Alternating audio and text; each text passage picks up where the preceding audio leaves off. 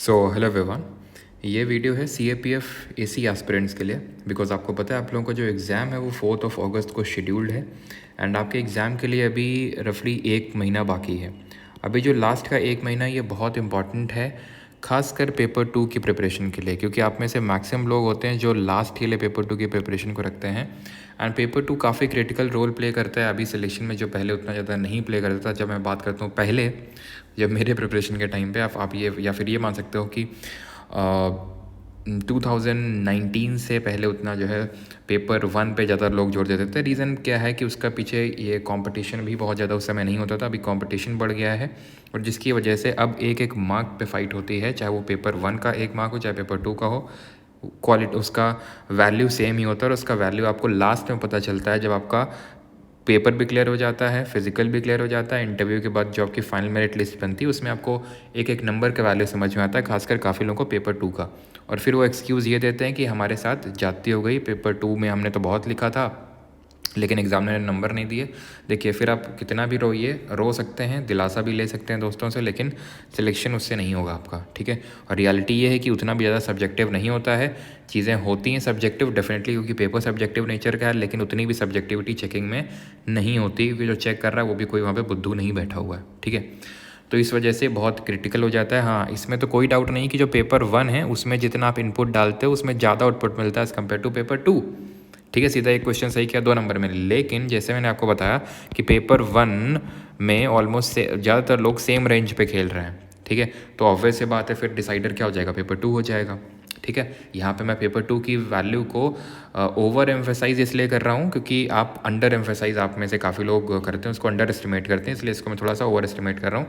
लेकिन paper 1 definitely आपको ज़्यादा एज दिलाता है, फिर मैं बोल सकता हूँ कि सिलेक्शन वो दिलाएगा, रैंक ये दिलाएगा, इस तरह से आप इसको समझ सकते हैं। डेफिनेटली इंटरव्यू के भी मार्क्स का रोल होता है, वो मैं सब्जेक्टिव मान सकता हूँ कि उसमें कैसे क्या वो दिन आपका कैसा है वो तो मैटर करता है, लेकिन पेपर 2 कई हद तक पेपर 1 की तरह आपके हाथ में होता है। अब यहाँ पे काफ़ी सारे एस्पिरेंट हैं, समागम इनिशिएटिव आपका चलता है पेपर 1 की प्रिपरेशन के लिए, लेकिन अभी तक पेपर 2 का प्रिपरेशन का नहीं हुआ था और काफ़ी सारे स्टूडेंट्स अभी तक बोलते थे कि सर पेपर 2 का कैसे क्या होगा, कैसे क्या होगा।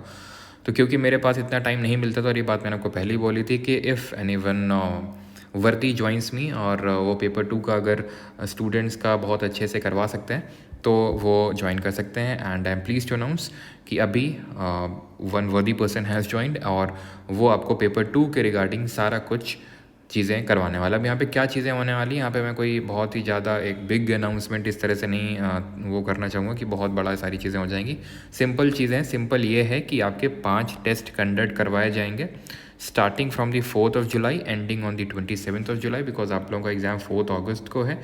तो इट इज़ वेरी वेल, मतलब बहुत ही ज़रूरी है कि आप इस टाइम पे, लास्ट टाइम पे मोमेंटम अपना बना के जाएं।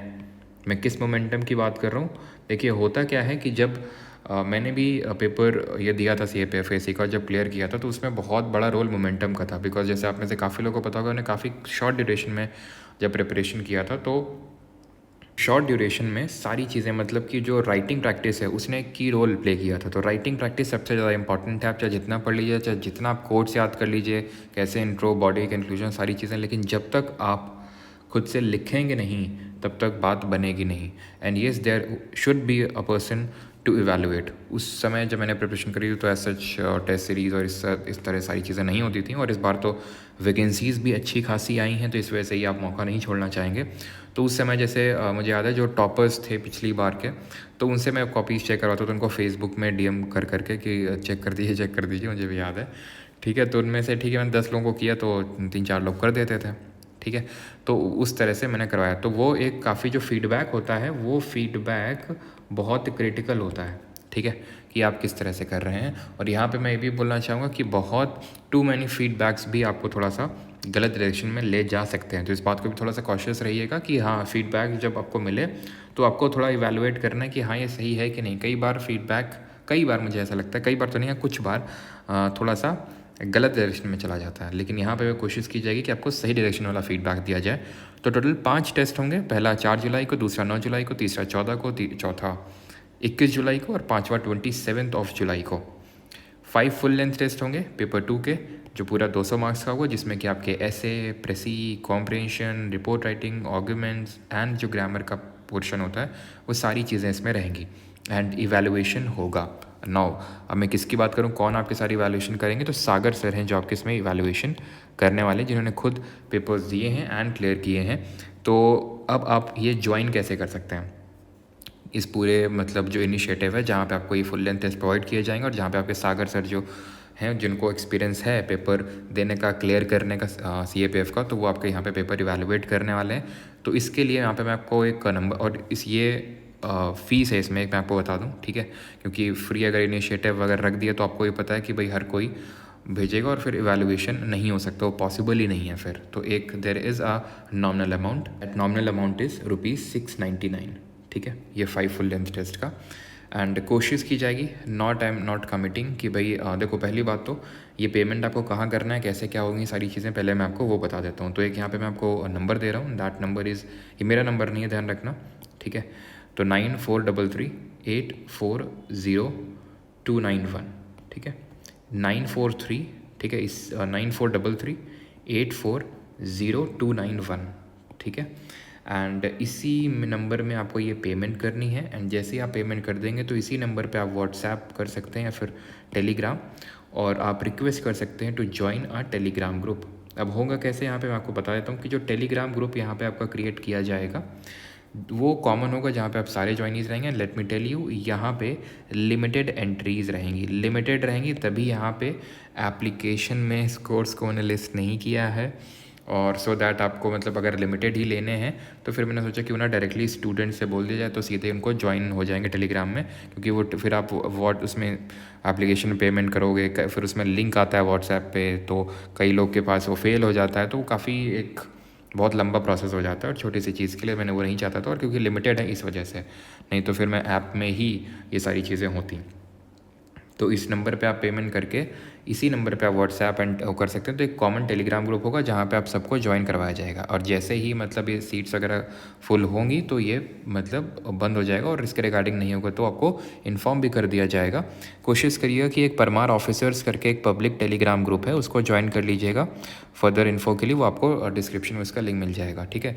ये पब्लिक है, ठीक है। जब आप पेमेंट वगैरह करेंगे तो एक प्राइवेट टेलीग्राम ग्रुप में ऐड किया जाएगा, और वहाँ पे ही आपको एक यूज़र आईडी मिल जाएगी, जहाँ पे आपको डायरेक्टली भेजने होंगे क्या, अपने आंसर्स, जो भी टेस्ट होगा उसके आंसर्स आपको लिख के भेजने होंगे, क्योंकि वो आपको वहाँ पे टेलीग्राम ग्रुप में अपलोड नहीं करने हैं।